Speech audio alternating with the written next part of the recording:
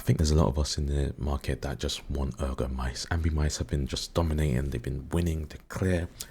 And the top, two, I'm going to say clearly is the Superlight 2 and the V3 Pro, which everyone is just flocking to like hotcakes. Wow. So I've had to kind of like find something while I'm in the G403 waiting room. And I've tried the LAMZU phone. I've tried the Pulsar X2s. I've tried the Vaxi Outset. I've tried the V3 Pro from Deathadder, right? Or Razer, I should say. None of those gave me that Goldilocks feel. But I'm going to say my favorite so far has been the Outset, right? So it's currently on my desk. It's smaller than I'm used to. But let's not get into that because this isn't an Outset review, right? This is my first impressions of a Dex, right? That's the title. I'm not even going to read this out. This is just, yeah, it's too much, right? So I've saved you the trouble of seeing me have to take the sticker off. It's purely going to be my first impressions, right? So the internet's been saying this is a Deathadder V3 clone. And I said yesterday on Reddit, hey, this looks real close to Outset X. And then, of course, Reddit being Reddit are like, yeah. Cool. Sorry, that's how I just view Reddit. And let's put these close together, right? This looks taller than the Outset. If we just put it closer to the camera, slightly longer, taller Outset. It's a bit on top. The Outset's kind of a bit thicker, actually. Is it? Is it wider? No, it's not wider. It's just the grooves are slightly different.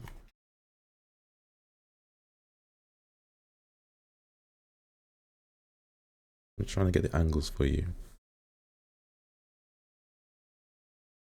Now,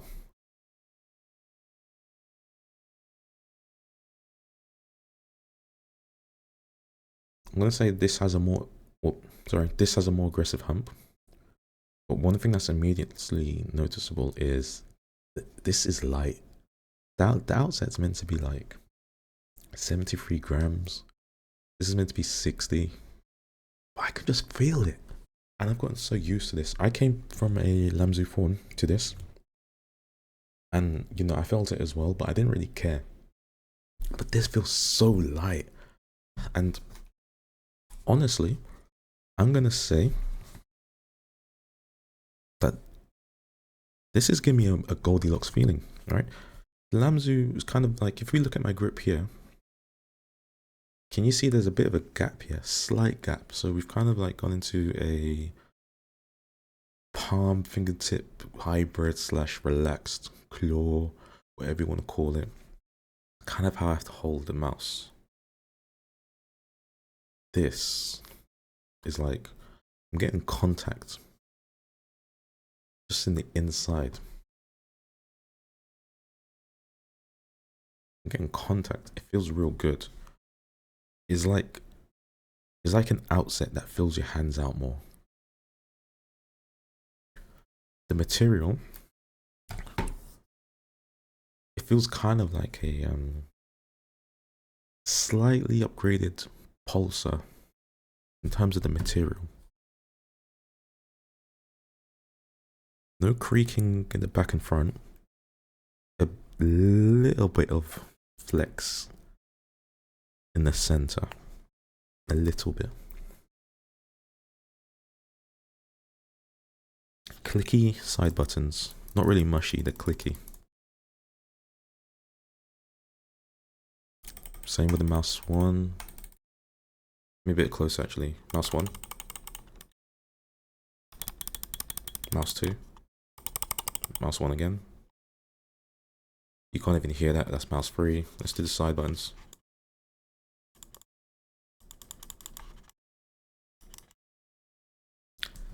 Not really loud on the side buttons. They're a bit clicky, but not too loud.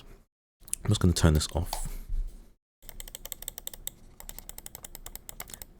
Deeper sounds in the Vaxi. Definitely feels more of a tank. Can press this in the middle, it feels like I won't break it. This feels like I can crush this with my hands if I just do it in the center. If I do it in the like top and back, not quite the same feeling. First things first, this is not a Deathadder clone. This is its own thing. It's literally an Ergo Superlight. And definitely, it fills out my hands a lot more. Yeah, I feel like I'm locked in more with this. Whereas with this, like, I'm resting that part of my hands here. This one is more like this part as opposed to that part up here. Don't know if I'm making sense, but this part is more exposed. This one's more like, this is more locked in, and this is what I've wanted. I wanted an ergonomic mouse that kind of like just locks my hand in, and obviously I need to see how it feels in game. So what I'm going to do is load up some aim trainers and just see how it feels, right? I'm going to do some wrist smoothing exercises. I'm going to do some flick exercises. And then I'm going to play Deadlock, Overwatch, my main games. I might reinstall Valorant, I don't know. And kind of just give my impressions after a few weeks.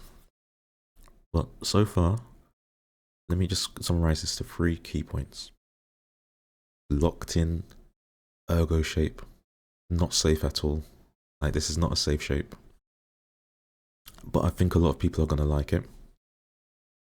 Not a Deathadder clone.